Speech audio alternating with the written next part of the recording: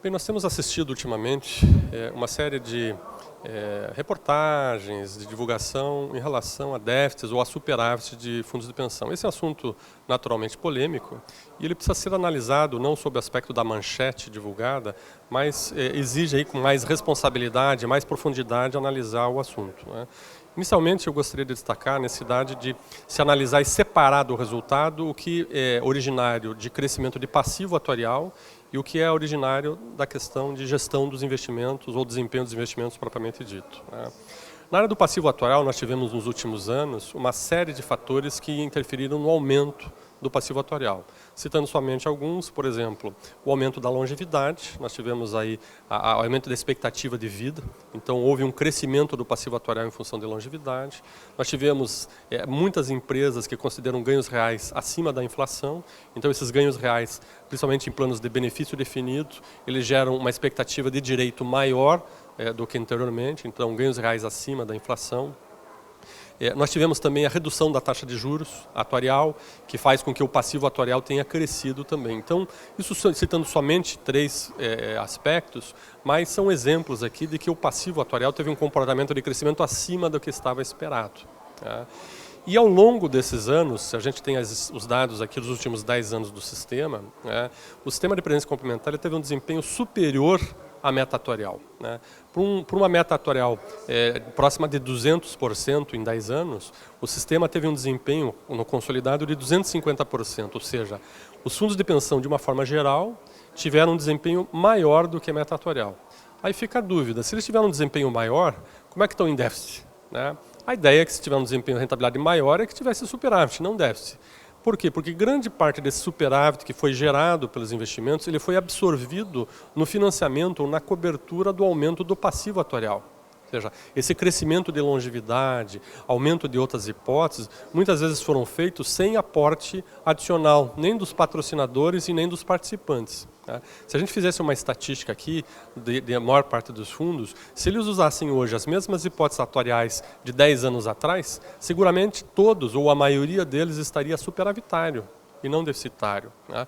Isso aqui a gente está colocando para evidenciar que o aspecto de investimento, ele não é o único responsável pelo resultado, nós temos outros aspectos que interferem no resultado, e o passivo atuarial é o maior deles, principalmente nos últimos 10 anos, que nós tivemos o agravamento dessas hipóteses com um custo grande para o sistema, né?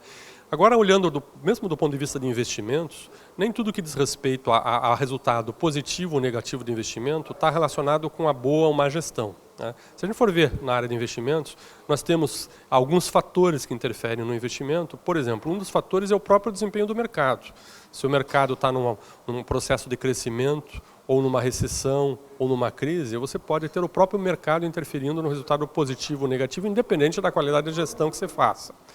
Nós temos também um aspecto que é a alocação dos investimentos. Nós temos, por exemplo, fundos que alocam 100% em investimento de curto prazo, outros que alocam investimentos de mais médio e longo prazo. Então, a alocação que você faz, que é proporcional ao prazo que você vai ter que honrar os benefícios, no curto prazo, por mais que faça uma alocação de médio e longo prazo, no curto prazo pode ter variações para baixo ou para cima. Então, é um outro aspecto que interfere, seria a alocação. E, por último, a gestão propriamente dita. Quer dizer, se eu tenho lá uma carteira de renda fixa, o meu desempenho em renda fixa é melhor ou pior do que o desempenho do mercado. A minha carteira de renda variável é melhor ou pior do que o desempenho do mercado. Eu estou colocando esses três aspectos, né, do mercado em si, alocação e gestão, porque é muito simplista, eu diria até primário quase, você imputar o resultado superavitário ou deficitário de um fundo de pensão como se fosse produto somente da gestão. Então, nesse breve quadro que eu mencionei aqui, eu mencionei vários aspectos que interferem no resultado. Então, para que a gente tenha um compromisso com o leitor, ou com o participante e com o patrocinadora, a gente tem que fazer o diagnóstico correto e comunicar de forma correta, né?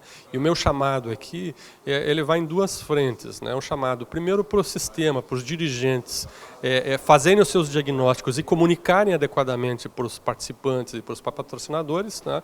E também aquelas pessoas que trabalham com a mídia, né, de buscar se aprofundar um pouco a mais, sair somente daquela manchete, né, e daquele texto simplista e muitas vezes pouco fundamentado, e tentar analisar a questão do resultado com um pouco mais profundidade do que tem sido feito. Nós temos situações as mais diversas. Nesse diagnóstico a gente vai chegar a situações que basicamente o resultado se deve à questão do crescimento do passivo. Você pode chegar à conclusão que um outro fundo é relacionado efetivamente a problemas de gestão de investimento, mas cada caso é um caso diferente, e o fato de estar superavitário ou deficitário não é sinônimo de boa ou má gestão de investimento. Acho que esse é um aspecto, uma mensagem principal que eu gostaria de deixar aqui agora em relação à interpretação dos resultados dos fundos de pensão.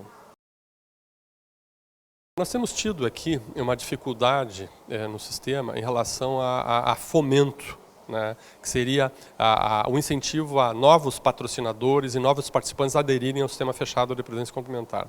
E um dos fatores que tem interferido nisso é o que eu chamo de arbitragem regulatória, né? Eu vou citar dois exemplos aqui, que para mim são graves e inadmissíveis, né? Dois exemplos que eu entendo como inadmissíveis, né? Onde a regulação, no caso das abertas, que são PGBLs e VGBLs, que visam lucro, né? A regulação do VGBL, do ponto de vista tributário, é mais vantajosa do que para um instituído, por exemplo, uma OAB prévia, um instituído, né? Então, não é admissível que você tenha um benefício fiscal maior para uma entidade que visa lucro do que um benefício fiscal de uma entidade que não visa lucro. Isso, logicamente, interfere no crescimento do sistema, porque aquelas pessoas que sabem fazer cálculo, fazem contas, né, elas vão se sentir tentadas, muitas vezes, a usufruir do benefício fiscal unicamente. Por mais que só esse benefício fiscal, se ela fizer a conta no longo prazo e somar os outros custos, né, das entidades abertas, você vai ver que uma entidade aberta normalmente consome até mais do que o incentivo fiscal, com as taxas e os custos de administração que cobram, que são bastante elevados. Então, esse é um exemplo, né? Outro exemplo é a questão de resgate parcial, né, que no caso das abertas permite o resgate parcial das reservas, e no caso da fechada só permite resgate se for de toda a reserva acumulada.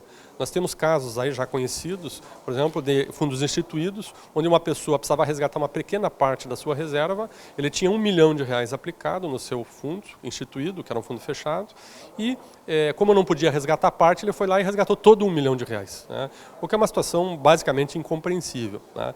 Então, existe uma arbitragem regulatória que favorece as abertas e desfavorece as fechadas, né. Se a gente quer falar de fomento, nós não pedimos aí vantagens adicionais, mas no mínimo um tratamento justo e equalitário, né? Então, eu acho que essa discussão de fomento, de crescimento do sistema fechado, passa necessariamente por eliminar esse tipo de arbitragem regulatória que, no meu entendimento, é odiosa, né, e injustificável, esse tipo de arbitragem regulatória que existe entre fechada e aberta.